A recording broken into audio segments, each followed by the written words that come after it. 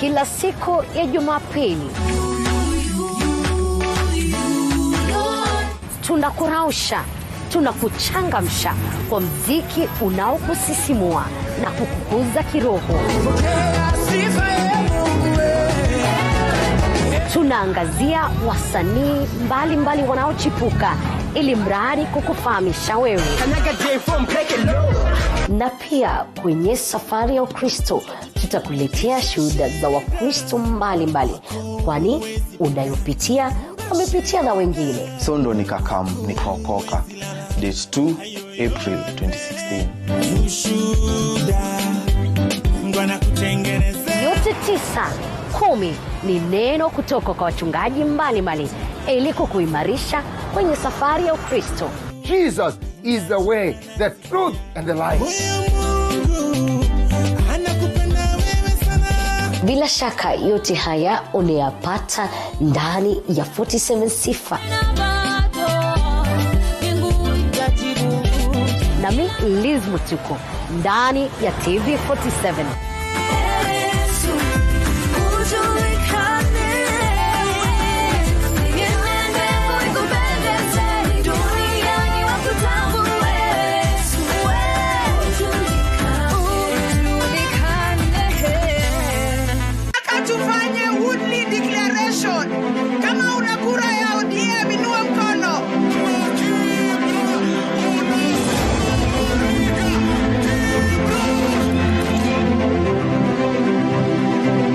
Every electioneering period comes with promises. Promises that sometimes are just meant to get you buy-in. In this year's program, we said we are going to double the subsidy. We're going to make fertilizer even cheaper. From 1,800, we're now going to check it down to 1,200. On Pledge Watch, what happens after Mheshimiwa gets that seat is our core business. We will ask those tough questions, and where the promises have been delivered, we'll be here to celebrate the achievements. Pledge Watch, where a promise is indeed a debt. Join me, Linda Alela, every Tuesday at 9 p.m. as we get to ask these candid questions only on TV47. My name is Kawera Wakithenji. Mini de Mwatao, but my job has allowed me to have a broader world view on agribusiness. I have interacted with farmers on vast ventures. Kitu interesting is that the youth are now embracing farming, only that they are improving it with new technology.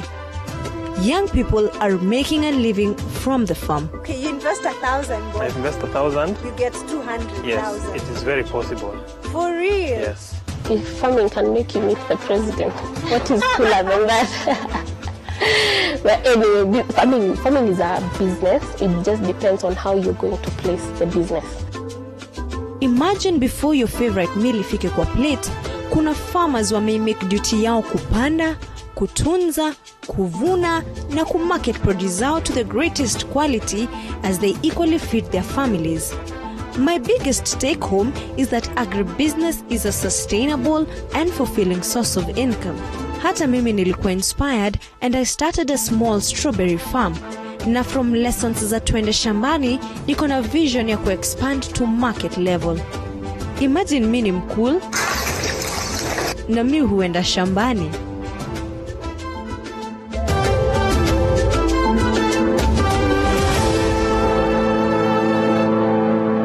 Coronavirus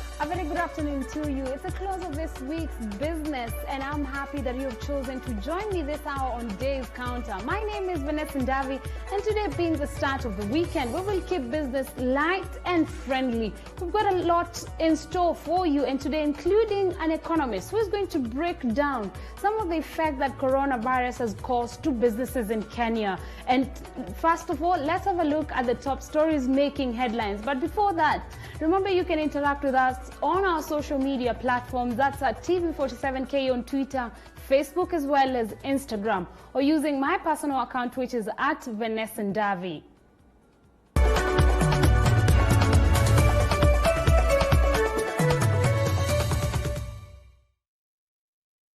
Now, President Uhuru Kenyatta has fired a warning to unscrupulous traders taking advantage of coronavirus pandemic to enrich themselves, saying that their days are numbered. Speaking at State House, the president said that it's a criminal offense for traders to hike prices just to make supernormal profits from this unfortunate situation going around in the country. He said that the government has already started tracking and sanctioning such traders already. Now, moving on is that investors at the NSE lost around 232 billion in cash after coronavirus triggered a panic sale. Although NSE, just like any other security exchanges globally, has been performing grimly after coronavirus started hampering the flow of activities. The Kenyan bourse was and had hit as the country's recorded its first coronavirus case. The bourse shared around 125 billion after foreign investors continued to flee blue chip firms, making it the single largest drop in a day at the bourse's history. Take a look at that story.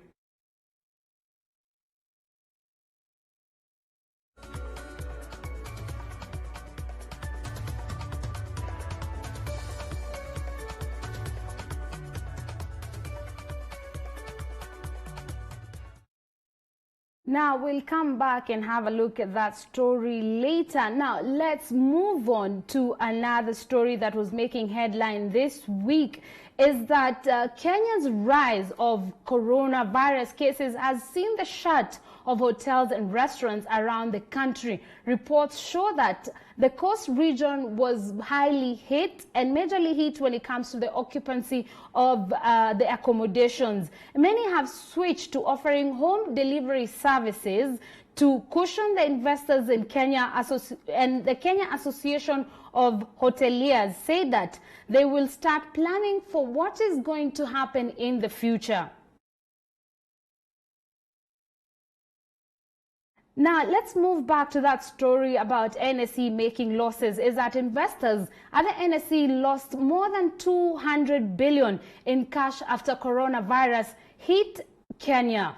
Although NSE, just like any other security exchange globally, has been performing grimly after coronavirus started hampering the flow of activities. The Kenyan bourse has had the biggest and the highest country being hit, and it's recorded its first coronavirus case last week. Let's have a look at that story. Comparing how Kenyan stocks market is performing and other countries, maybe the US or the neighboring countries, how would you rate the performance? I think our market has been very resilient because for a long time we have not seen our index lose as many points as it lost last week. Some of the markets actually went down even days before went down faster than we did. If you remember, the New York Stock Exchange did put in a circuit breaker when the market hit about 7%, and I think that was either Wednesday, Thursday there. We put a similar circuit breaker on Friday. So I must say that we've, by virtue of on an analysis basis, our index has actually been a bit more resilient than the other indices for the other global markets. But again, it's a reflection that our market is equally international. So what's hitting the globe is affecting us as well. So we have to be very conscious of that. But I think we've seen a bit more resilience here. So where would you put Kenya? The fact our stock market is one of... the market now presents even a better opportunity. I know it is a reflection of the economy. There are sectors that are going to get impacted on because of the interference of supply chain, issues around importation, and companies in these sectors will definitely have an impact. Conversely, companies that are, Kenya is a highly net importer of oil, a heavy importer of oil. Again, that could be positive to us given the current low prices, which are attractive, which means that the companies who have got heavy consumption of that as an input are going to do much better because the cost of productions are going to come down. So there's going to be a sort of different circumstances affecting different sectors. That's very likely.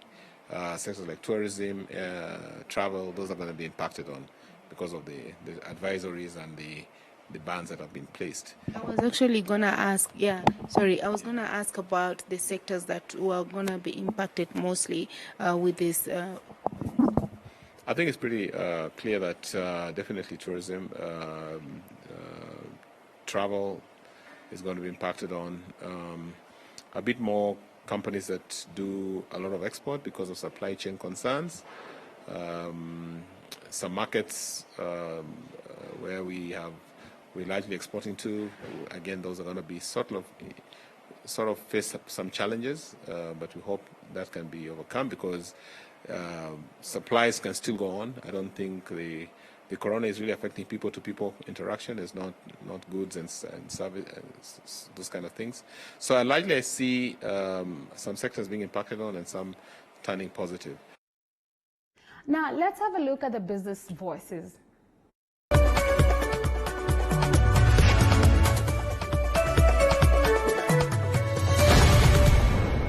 So these businesses remain what you see. This is the typical business that you have here. And some of us may not see them as what creates livelihoods. But whether you're running a little businesses, your own carpentry shop, you're doing your own furniture, or whether you're doing some smart digital electricals in an area in Nairobi or in Mombasa or in Kisumu, you can replicate this kind of job opportunities every single place and hopefully be able to target the 4 or 5 million youth who look for opportunities for themselves. Now, during lunch hour in the bustling city under the sun, Nairobi, you would notice crowds of people enjoying their lunch in the famous known food joints, Kibanda. And since Kibanda, however, since COVID-19 hit town, the script has changed as many have been forced to bring lunch from home or opt for lunch served in the office. Samir owns a small business joint right here in Nairobi, and we had a sit down with him just to get to know how is the business going. Have a look at that story. It's around 4:32 p.m. here in Nairobi. I'm at this food joint right here in Parklands to speak to one of the food vendors who owns one of the restaurants majorly known to many Kenyans as a Kibandaski. And he's going to tell us, since the break of coronavirus cases in Kenya, what are some of the implications that that has brought to his business? How are you, Mr. Samir? Hi, how are you? I'm fine, thank you. Yes. Now, I want to ask you, since the corona broke out, what are some of the implications that have come up with that has affected your business? Currently, there's a lot of fear around. Most of the customers that I have around here fear that if they come to a crowded area like now at my place here, they might get in touch with someone who has corona and they'll get infected. That's the fear that is currently there. So that has significantly reduced the number of customers who are visiting my place. And what I can say is that the amount of food that I used to cook currently has to go down.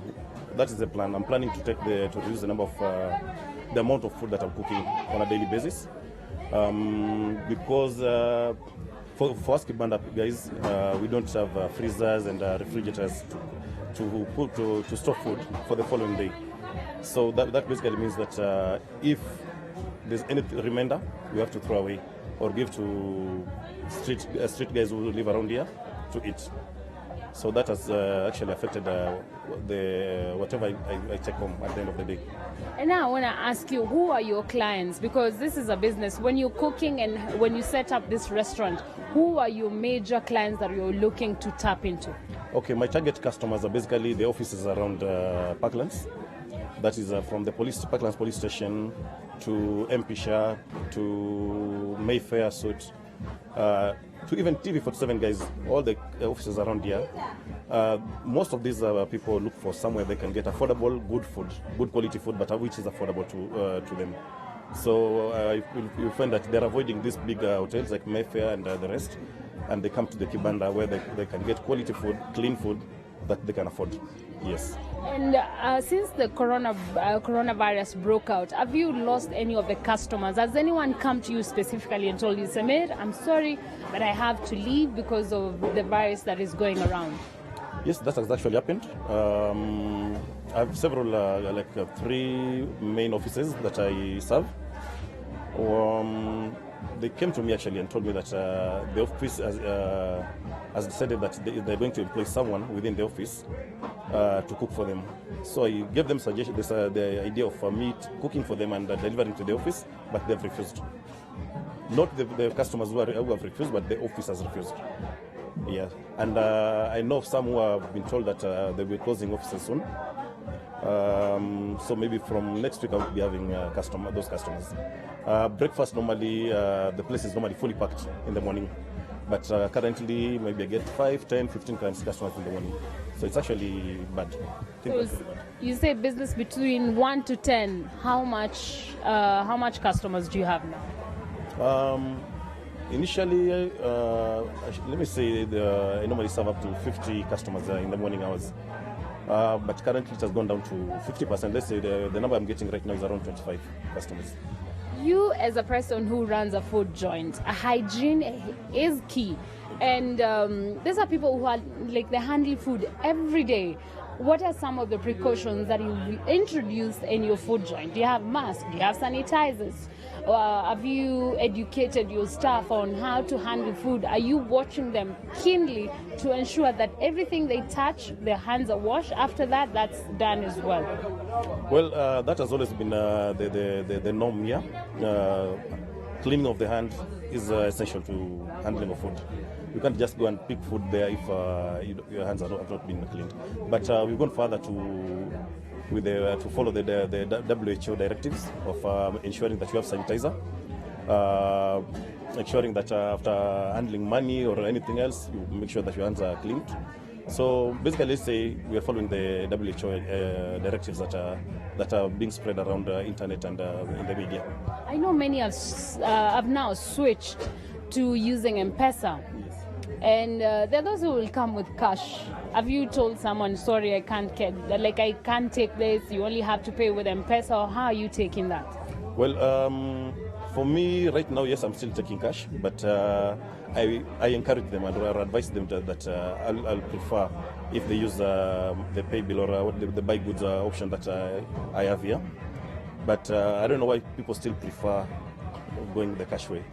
But I'll prefer if we go cashless.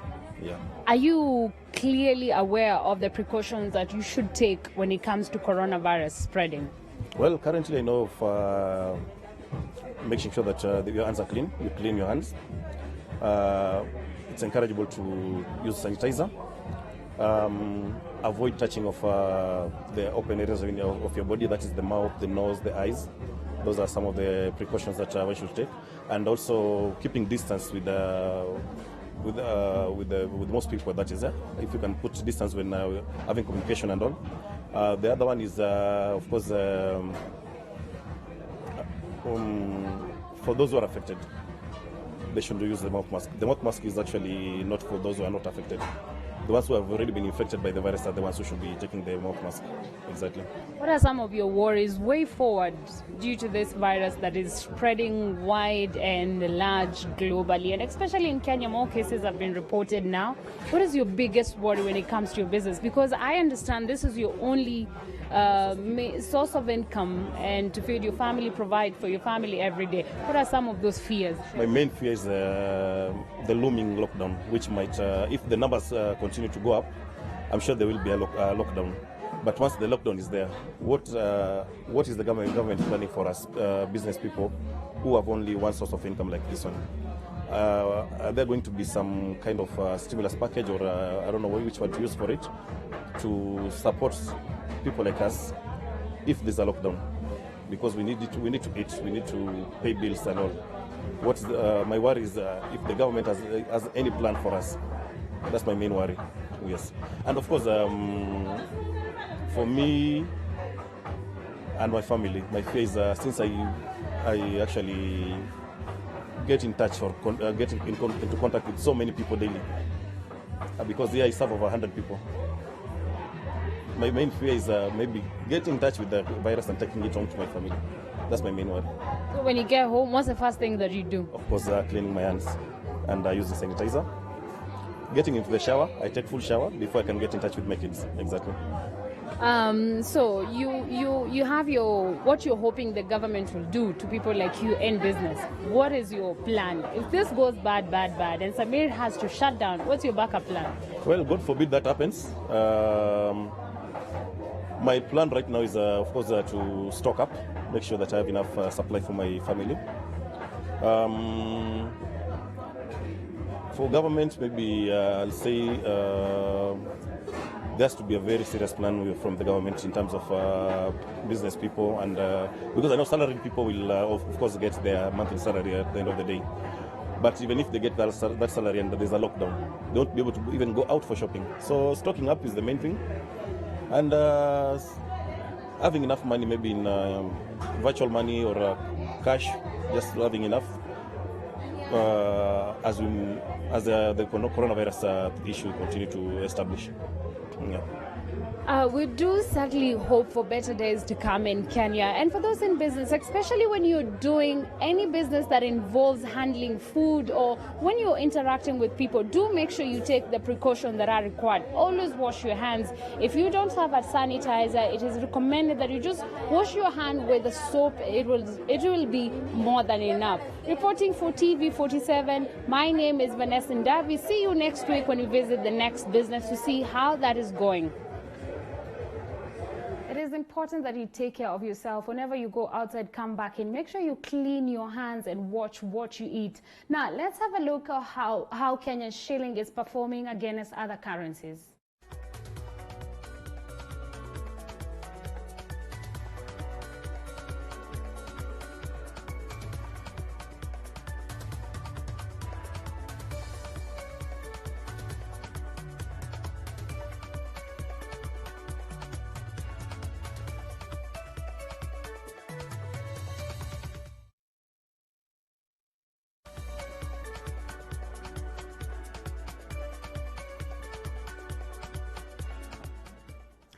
Several African countries have enacted stricter measures to tackle the coronavirus outbreak as more sub-Saharan countries report new cases of the virus. Across sub-Saharan Africa, borders are being closed, flights cancelled, and strict quarantine measures put in place as several governments scramble to stop the spread of coronavirus. The disease now has a foothold in more than half of sub-Saharan African countries after several, including Central African Republic, Republic of Congo, Eswatini, Namibia and Rwanda, reported their first cases at the weekend. On Sunday, South African President Cyril Ramaphosa declared the flu-like virus COVID-19 a national disaster. This situation calls for an extraordinary response. There can be no half measures. That response includes prohibiting travel to and from countries such as Italy, Germany, China, and the United States, and a ban on gatherings of more than 100 people. Kenyan President Uhuru Kenyatta said his government was suspending travel from any country with reported coronavirus cases. We have suspended learning in all our education institutions with immediate effect.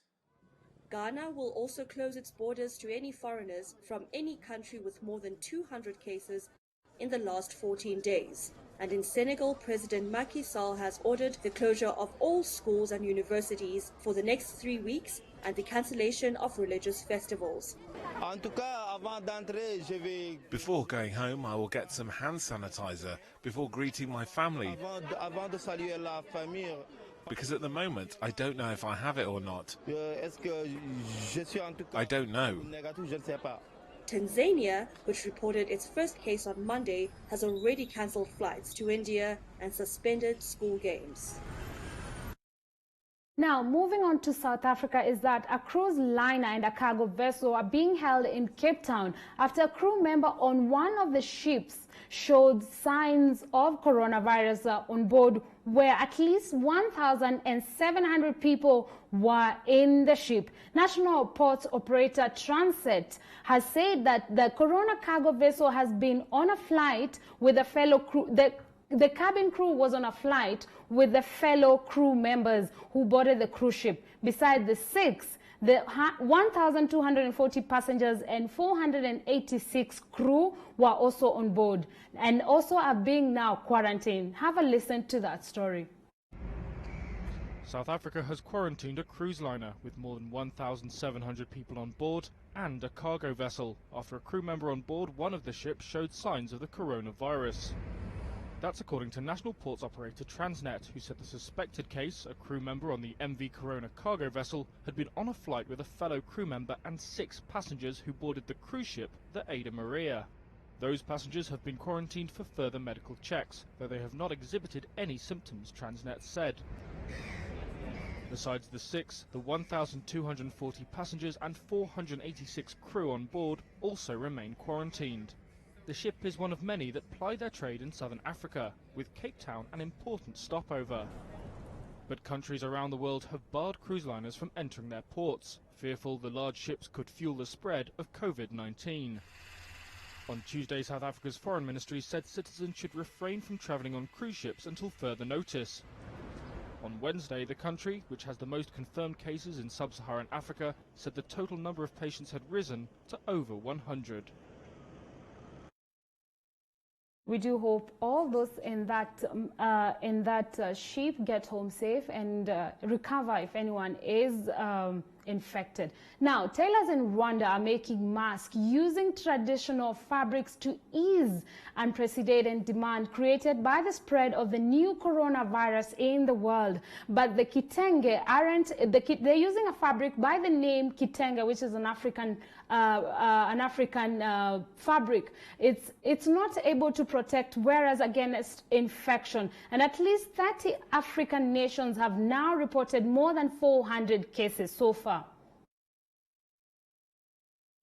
Move on. With a surge in cases of coronavirus over the past months, governments across the sub-Saharan Africa are racing to improve their preparedness amid fears that the disease, or the virus could spread quickly in poorer communities and cramped informal settlements. Have a listen to that story.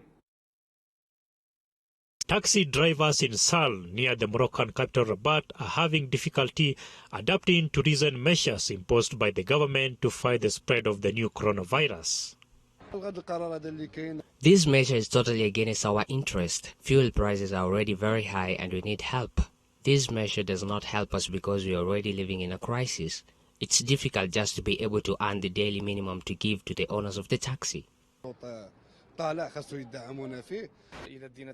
If we get 15 Moroccan dirhams for each trip from 3 clients, this amount will not even cover the price of fuel.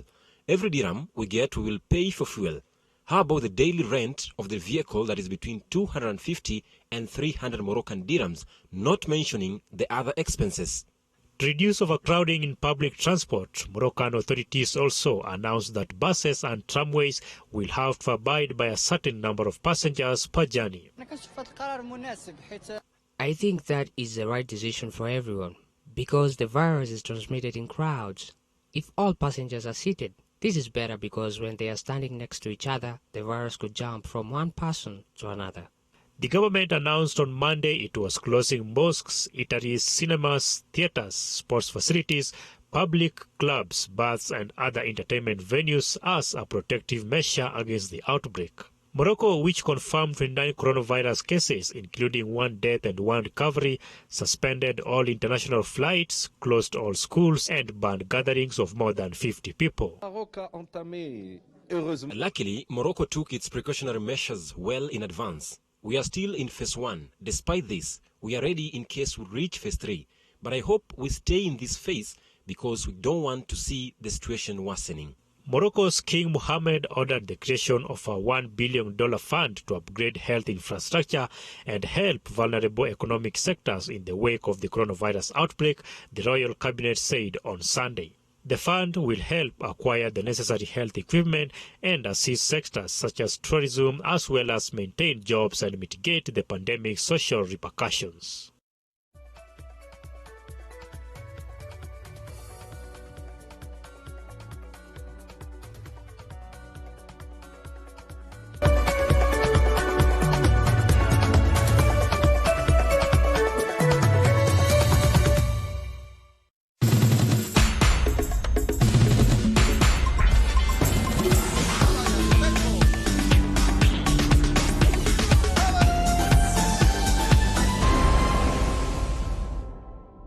Coronavirus COVID-19 is a respiratory virus spreading across the world. The infection is spread from droplets of coughing and sneezing of an infected person, touching or shaking hands, or being in contact with contaminated surfaces or objects with the virus. The signs and symptoms are fever, coughing, headache, body ache, difficulty in breathing. The disease can be prevented by regularly washing hands with soap and running water. Avoid close contact with people who have flu-like symptoms. Avoid handshake, hugs, and kissing. Also, protect yourself by covering your mouth or nose using a disposable tissue while coughing or sneezing. If you experience these symptoms and you had traveled or been in contact with a person from a country reporting COVID-19, you should isolate yourself for 14 days and seek immediate medical attention or report to the nearest health center. This message has been brought to you by the government of Kenya and its partners. For accurate information on COVID-19, dial *719# or call 719. Follow us on Twitter at MOH_Kenya, at spokesperson GOK, at WHO.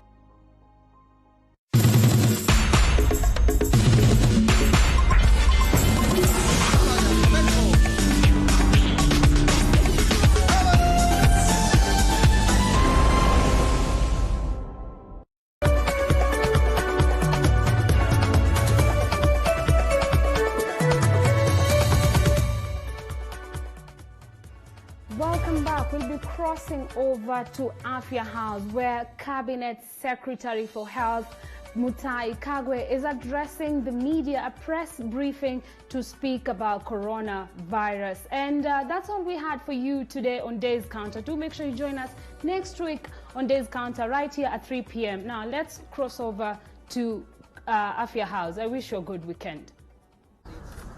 Every single day, and today is another day, and therefore once the Cabinet Secretary is done with the briefing, you get the opportunity to ask questions, and please, as you get the opportunity, mention your name and the media house that you represent, and also keep the question to the scope of today's briefing.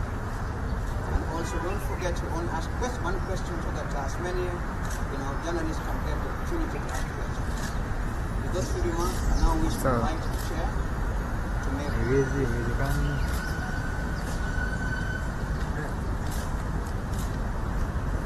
members of the press, fellow Kenyans.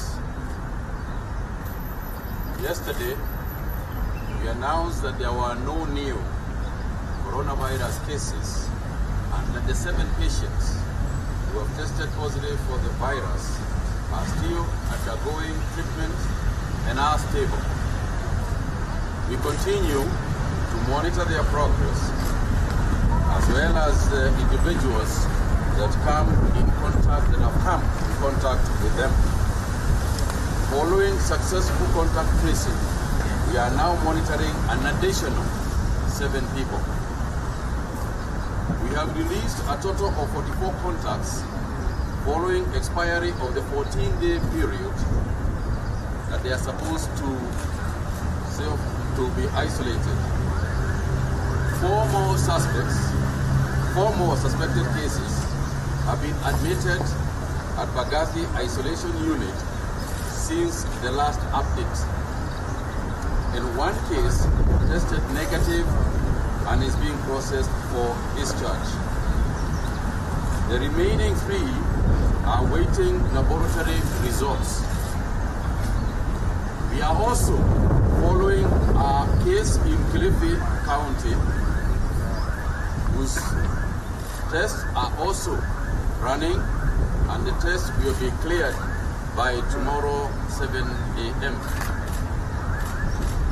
Our actions continue to be guided by the trends that we have observed in other countries. Evidence from other countries indicate that the number of infected persons increases dramatically in the second week following confirmation of first case. Consequently, the next 2 weeks are extremely critical for this country as we seek to contain the outbreak. We remain focused, emphasizing high levels of hygiene and maintenance of social distances as the most effective containment measures. These measures require the concerted and committed effort of all of us. Every person must play their part in reducing the risk of transmission through our whole government and our whole society approach.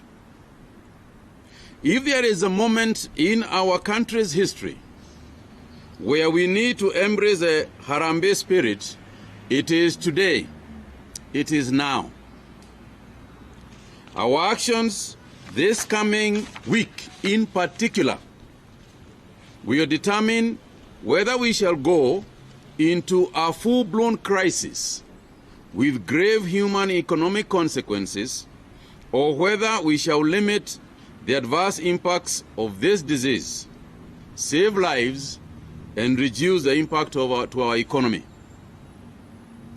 Balancing the imperative to contain the impact of this disease and the desire to ensure continuity of socio-economic activities without implementing extreme actions, the National Emergency Response Committee, at its meeting today, the 20th of March 2020, has resolved and directed the taking of the following additional precautionary measures.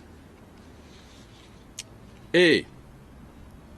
All entertainment areas, bars, and other social spaces are to close their doors to the public by 7:30 every day until further notice.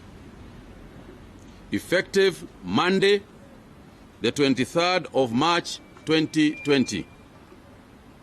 During operational hours, all such facilities are to define the maximum number of persons within their premises at any given time, so as to conform to the social distance of 1.5 meters apart. The above facilities are encouraged to introduce, where possible, home delivery services and other innovative mechanisms to support this initiative. I would like to state that eatalis, places of food, not bars, places of food, can continue provided that they keep the distances that we have spoken to. But all bars and nightclubs are to close at 7:30 every evening. B. All supermarkets are required to limit the number of shoppers inside the premises at any given time in a manner that conforms to the social distances requirement of 1.5 meters apart. All supermarkets and shopping areas are directed to determine the number of shoppers inside based on the size of their premises. Our queue management system must be established to manage the crowds outside the supermarket, with preference given to the elderly, expectant mothers, and people living with disabilities. Similarly, supermarkets and other shopping areas and no other established of a similar nature are to encourage home delivery services while maintaining high standards of hygiene. All supermarkets and shopping areas must also disinfect their facilities several times a day. This requirement extends to malls and other such like shopping facilities. Where feasible, we encourage supermarkets to open on a 24-hour basis, and upon request, the government will facilitate the provision of the necessary security personnel. This is to ensure that even as you distance, there will be sufficient time to go. Now, while going to those supermarkets, let me again reiterate, it is a person at a time. A person at a time. We do not expect people to go to supermarkets or other social areas bunched together with their children, with their families. Those must be left at home. Shopping should be restricted to one person. Open-air markets, including vegetable, mitumba, and bazaars, are high-risk transmission environments. The management of local markets are directed to ensure that the premises are disinfected regularly to maintain high standards of hygiene. Vegetable markets, in particular, are required to ensure that their goods are displayed on raised platforms and waste and other garbage is collected daily. And I would like at this point to thank those in the chairmen of certain supermarkets, certain markets, open-air markets, who have committed to this cause. And some of them have actually been calling me and telling me that this is what they are going to do. They are doing so at their own cost, and the commitment is highly admirable. Tomorrow, we will embark as a ministry on a major cleanup of fumigation, starting with the Gikomba market tomorrow.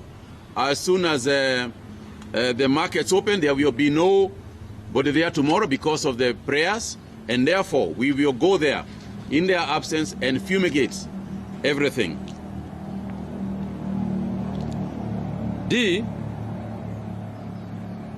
the county governments, and Dr. Kuti will add to that, are required to prioritize garbage collection and cleanliness of all markets. E, corporations and businesses have already been encouraged to allow, where possible, employees to work from home. Where employees are in an office, the employer should ensure that social distance requirements are adhered to. Employees may be encouraged to proceed on leave at this time, and employers should actually encourage their employees, those who can, to proceed on leave. We have noted that some companies have yet to comply with this advisory. Indeed, I am told some organizations in the financial sector have specifically asked their employees to continue as usual. They would be held in very bad light in future if anything were to happen in those premises. Your support, as I have indicated earlier, will have significant impact on the trajectory and impact of this disease.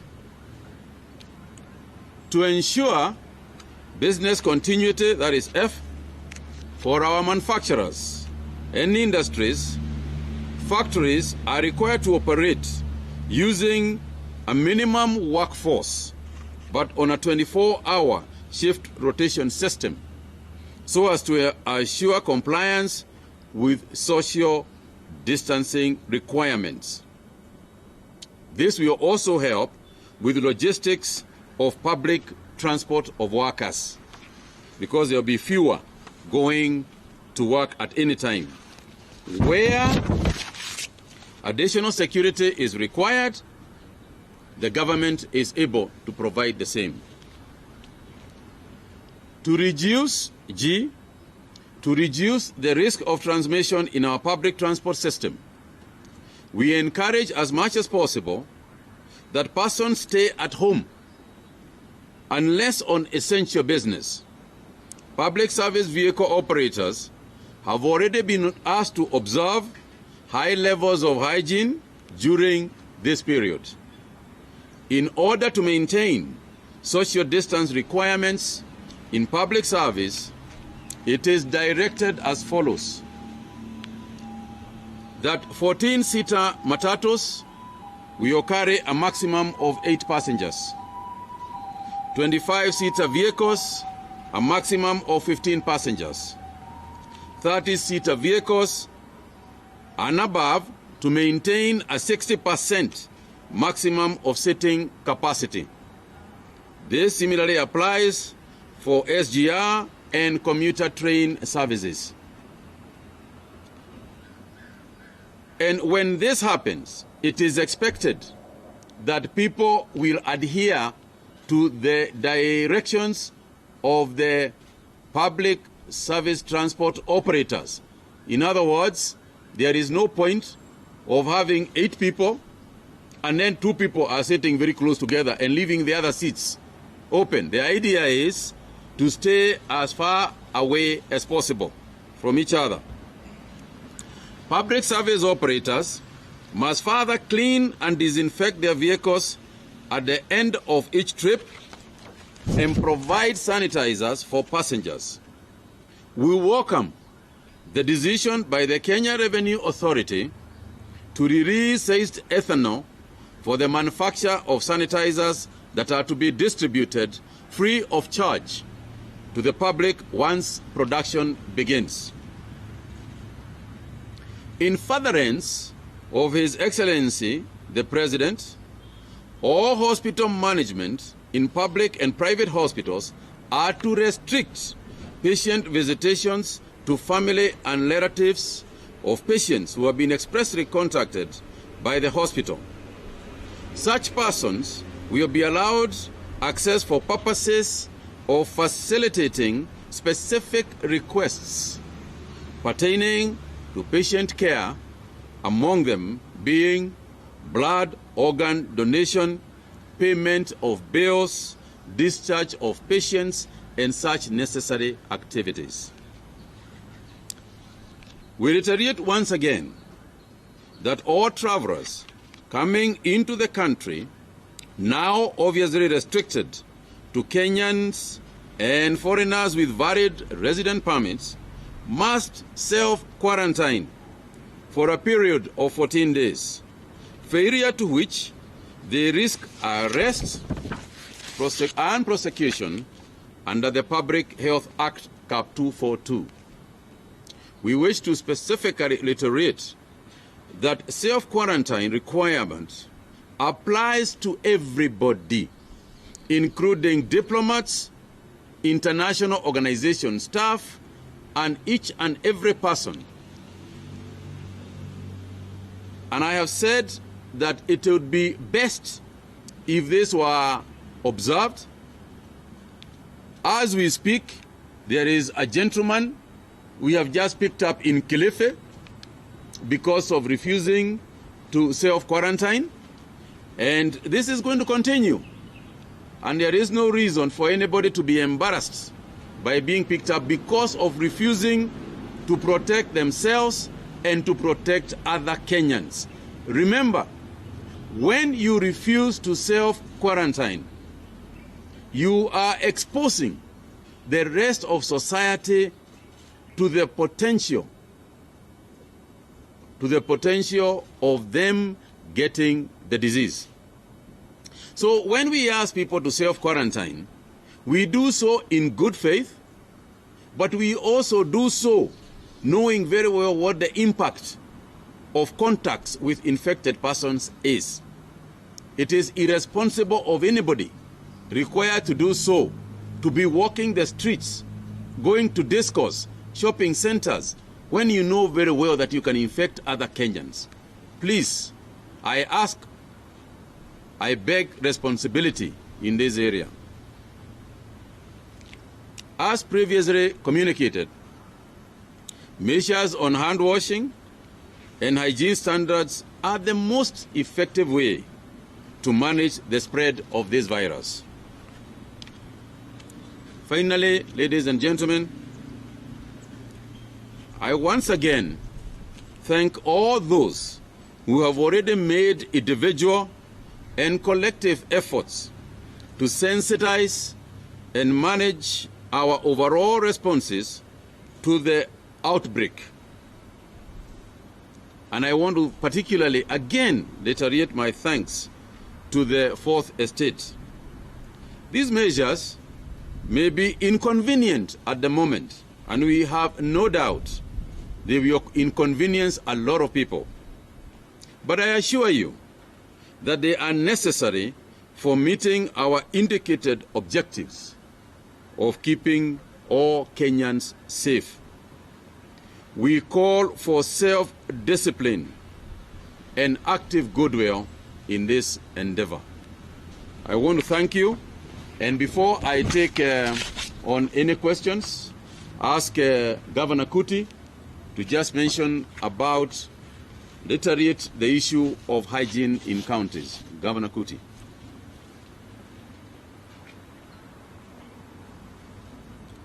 Thank you. Good afternoon. I think, number one, I want to start by thanking all Kenyans, because already I am seeing, like in Nairobi, congestions are slowly reducing. But I would like to urge what Waziri has said, that the coming week and the next week are the most critical weeks according to our observation of what is happening to the countries that have been hit by this disease before us. So it is very important not to panic, but also it is very crucial that we become now more vigilant. So number one, the issue of markets, the issue of disinfecting markets. I would like all counties to take this matter very seriously. At the entrance, there should be hand washing and sanitizing where possible, and general cleanness of the markets and the towns in general. The issue is here. Now we are asking Kenyans actually to stay home. That's the message is, please stay home as much as possible. Schools have closed not because of holidays. It's because the kids have to be kept at home. Let them not be gathering in the fields. And the last message is, even as we are seated here, we are not keeping the social distance. We should maintain social distance at every place we go. Thank you very much. I think, no, are you going to move in or you want umbrellas or what? You can move. Sorry? Umbrellas, are there any umbrellas around? You can move it.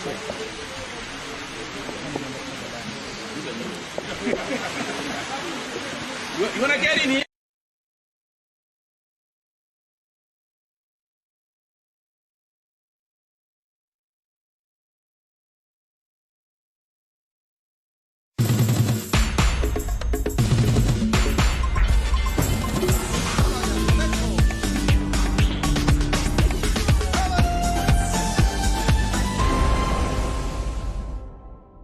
Coronavirus COVID-19 is